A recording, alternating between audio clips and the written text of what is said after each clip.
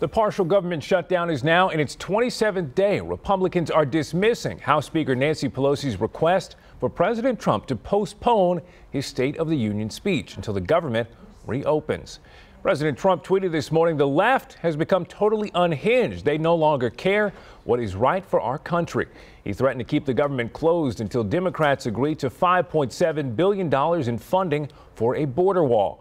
The shutdown is taking a toll. Many TSA workers are calling out sick. Restaurants and food banks are stepping up to help federal workers.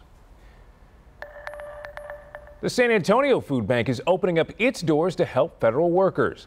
Care centers are set up at the facilities in San Antonio and New Braunfels Food Bank, specifically for employees that are furloughed or working without pay.